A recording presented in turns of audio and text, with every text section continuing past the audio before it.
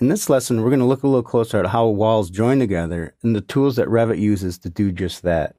Sometimes you get in a situation where you just don't like how walls are coming together. In Revit, there's a wall join tool that helps with this procedure. The objective of this exercise is to create a couple more walls, then modify how they're joined together. Open the file you've been working on, or open the file called Chapter 3 and follow along. The first thing I want to do is draw a wall from this intersection perpendicular to here. What I want you to do is right-click on this horizontal corridor wall and go to Create Similar. I'm going to zoom into this area, and it looks kind of shaky. So what I'm going to do is I'm going to click this button right here called Thin Lines. It's on the Quick Access toolbar.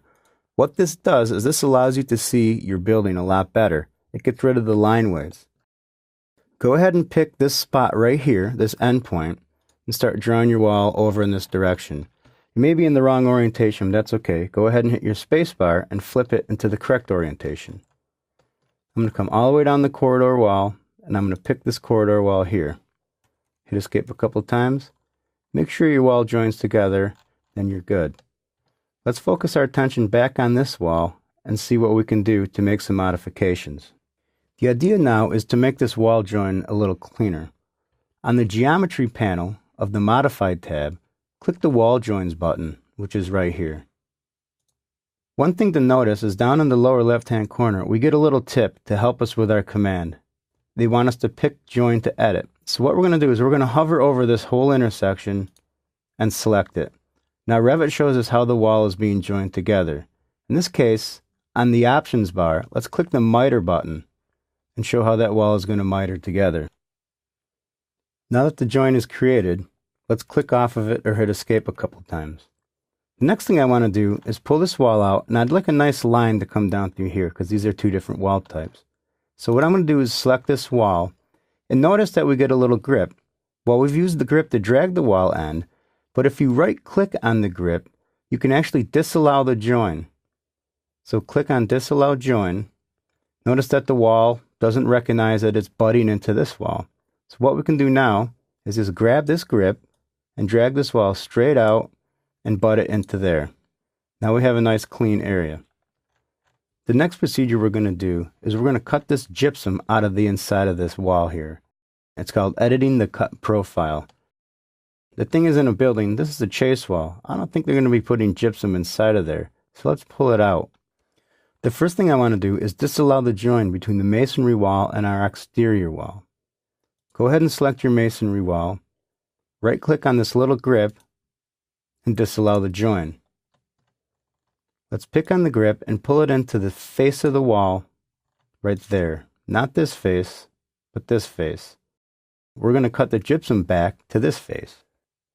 Now, to find the tool we need, let's go to the View tab.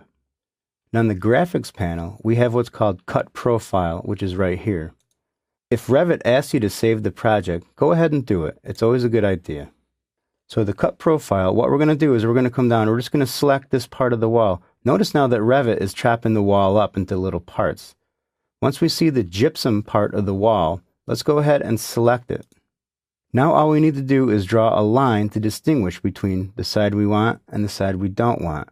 If we draw a line from this endpoint here down to this endpoint here and then hit escape, what we'll see is Revit is giving us a little arrow indicating the side that we're going to keep. Once you've drawn the line, click the Finish Edit Mode button and the gypsum is gone.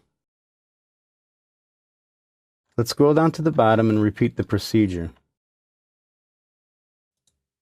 Select the wall, right click the grip, disallow join, pull the wall out,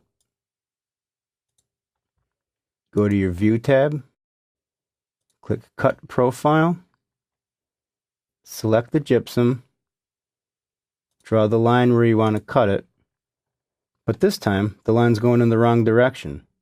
What we can do is select the line and flip it over. Click the Finish Edit Mode button and we're all set. Alright, I think that does us. This is a good trick to know. Many times I'm surprised how many people don't know how to pick the wall join button or split a cut profile, then find the intersection to join. You've got a little trick in your bag.